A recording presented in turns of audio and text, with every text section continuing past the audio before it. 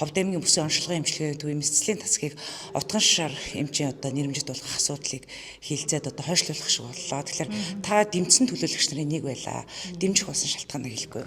За тухайн утган шар эмч маань бас эрүүл мэндийн салбарт 53 жил ажиллаж байгаа. Түүний 23 жил нь бол яг мэдслийн эмчээр мэдсэлчээр тэгээд тэр үедээ бас маш хүнд хэцүү эмч цөтөө ганцаараа голдуу хагалгаа хийжсэн бас тэр хүний гавьяа зүтгэлийг нь үнэлээд одоо тасгийнх нь хурлын протоколоос ихэнх нь ирсэн. Ганц нэг тэр протоколыг уншихаар одоо нэг 2 совилогч байсан байхаа хамт олонны дундаас өөр бас манай зөвлөх эмч байгаа штэ гэсэн санаа байсан. Тэгээ сүүлдээ санал хураахаар 100% дэмжив гэсэн ийм протокол ирсэн байсан. Тэгээ засаг даргын хурлаар бас хилцээд бас дэмжиж ирүүлсэн байсан. Тэгээ манай хорон дээр хилцгээр нь бид нар одоо тэрэнд нэг айхтар юу байгаагүй. Одоо энэ тасган дэмжигдсэн байхад тий засаг даргын зөвлөлд дэмжигдсэн байхад одоо яг хурал дээр хилцэх үед бойт юм уу эрүүл мэндийн газраас одоо тайлбараа хийгээд дэмжсэн дэмжихгүй гэдэг саналаа хэлчихвэл бид нар хилцчихье гэсэн. Гэтэл одоо тэр байгууллагад ногт ирэхгүй байна. Эрүүл мэндийн газар бол гэхдээ яг бойтыг удирддаг байгууллага бишрэлтэй бодлогоор зүгээр хяналт тавих, хүнлэнгийн хяналт тавих бодлогоор удирддаг, бодлого зангиддаг л байгууллага. Яг томилдог чөлөөлдөг нь бол босоо удирдлагатай яам томилдог захирлыг нь бол одоо тэгээ энэ байгууллага бол одоо дарга нь захирал тэр хавсран гүйцэтгэгч байсан бойтын захирал. Энэ хүмүүс маань одоо би өргөдлөө ажиллахгүй бойтын захирлаа өгөө гэд өргөлөөгөө 2 сар гаруй болж байгаа. Тэгээ энэ нэрөөсө шийдэгдэхгүй одоо тэр 3 давхарт бол эзэн ерөөсөө байхгүй ихэнх өрөөнүүд нь соочтой ганц тэр эмчилгээ эрхлэн орлогч Гамбарс гэдэг залуу ихвчлэн ажиллаж байгаа. Өглөө ирж эмчнэр жижиг эмчи яриа аавна.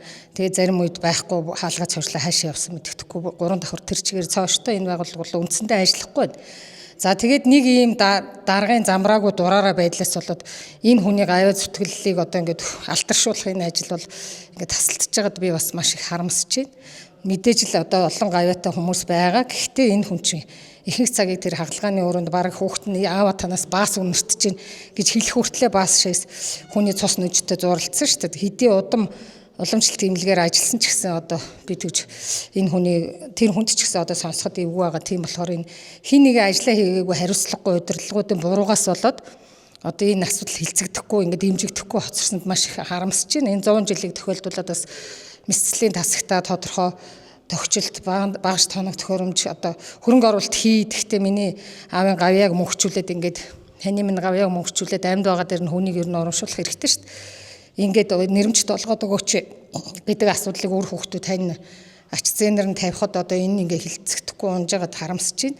Одоо ер нь засаг даргын зөвлөлт хэлэхэд ер нь цаашид хороогоор бол оруулж ирэхдээ тэр бүх холбогдох байгууллагуудынхаа дарга холбогдох мэрэгчлэтнүүдийг байлгаад те энэ асуудлаа хороогоор оруулж байгаараа тэгэхгүй бол одоо авч хилцэхгүй бүх асуудлыг хойшлуулна шүү гэдгийг анхааруулж хэлмээрэн тэгээд хит юм замраагүй хит босоо гэд ингээд өөрийнхөө газар эрүүл мэндийн газар таач удирдагддаггүй аймаг орон нутагт таач удирдагддаггүй тэгээ 100 жил болоход одоо ганцхан сар гаруй хугацаа үлдэж байна. Тэгтэл бүх юм 100 задгаа ингээд удирдлаггүй тэгээд одоо халдварт өвчин койрын тархалт өндөр байгаа. Ийм байгууллага ингээд удирдлагын хувьд хямарсан өнгөрсөн 8 жилд бас дандаа төр орлон хавсран гүйцэтгэгч нартай байсан. Ингээ удирдлага нь дордж байгаад би маш их харамсаж байна. Энэ салбарт бас 29 дэх жилдээ ажиллаж байгаа эмч хүний хувьд бас харамсаж байна. Би бол тухайн үед бас удирдлагыг хийж явсан. Манай тэр үед би ажиллаж байхдаа аймаг орон нутгатайгаа холбогдоод ажилладаг байсан. Одоо Болормоо даргын үед ажиллаж исэн, Галсан дондог даргын үед ажиллаж исэн, Дүгрээ даргатай ирээ суугаал энд нь бүртгүүлээл хурал тасарсан, хоцорсон үед Цэвэн 10 дарга хүртэл намайг сануулах арга хэмжээ аваал ингээл шийтгэжсэн. Одоо тэгтэл тийм хариуцлага байхгүй ингээд байгууллагын даргаыг дураар нь тавьчихсан. Тэр л одоо юугаа ирүүлээгүй албан бичгээ ирүүлээгүй гэдгээр ингээд чухал асуудлуудыг ингээд хойш нь тавиад явж байгаад харамсаж байна гэдгийг хэлмээр. Тасгийн хамт олон бас дэмжээд одоо бойтын захиргаанаас бол нийт хамт олонны дэмцэн гэсэн одоо бичиг бас байхгүй байгаа нь энэ дээр одоо унах шалтгаан болж байна л доо. Тэгэхээр энийг бас нэгтлаагүй засаг даргын зөвлөлийн асуудал бас болчиход байгаа шүү. Тий. Тэр тасгийнх нь бол дэмцсэн протокол ирсэн. Тэгээд тухайн тасгал нэрмжит болох гэж байгаа юм чинь гээд тэгээд засаг даргын зөвлөлөөс дэмжиж манайх руу оруулсан. Тэгээ хорон дээр бид нэр хилцгээр энийг ийм сүртэй асуудал болно гэж мэдээгүй. Тухайн байгууллагын дарга нар нь энд суух үүрэгтэй, тэр үүргээрээ энд суугаад тухайн үед тайлбараа хийгээд эсвэл нэрмжт болгыг дэмжихгүй байна гэвэл бид нар тэгэл дэмжихгүй санал хураагаа явна шүү дээ. Ийм утгаар хороо ингээд аваад хилцсэн. Гэтэл одоо энэ чи болохгүй юм байна. Байгууллагын дарга нарын чатад зүгээр ямар завтай энэ та нар манай дэмжээгүй асуудлыг хилцээд гээл том яриад тэгээд алтан бичиг очиод байгаа шүү дээ хорооноос иргэдэг урлаас эндээ тайлбар хий энд ирж энэ хуралд суу гэд дахиад урилгаас гадна өгөөдөхөд өөрөө болон орлогчд нь огт ирэхгүй ингээд эсэргүүцэл үзүүлж ийн л гэж үзэж байна. Аймаг орон нутгатайгаа хамтарч ажиллахгүй гэдэг эсэргүүцлийн нэг хэлбэр л гэж үзэж байна би. Гэрэл суран дарга тэгээд одоо ажлаа хийж байгаа юм уу хийхгүй байгаа юм уу өргөдлөө өгч 2 сар болж байна. Одоо тэгээд хийгээд байна гэж ойлгох юм уу хийхгүй байна гэж ойлгох юм уу? Одоо бол өргөдлөө өгч 30 хоноод өөрөө үнэхээр хийхийг хүсэхгүй бол хаях ирэх нь байгаа тэр хүнд. Гэтэл одоо ингээд ерөөсөө ажилдаа ирдгүү эмчнэрийн ярианд ч одоо сүүлийн тас хэрэглэгчийн ярианд суухаа болсон. Ганц нэг алдаг оноо хэрэгтэй үедээ ир сууж байгаа.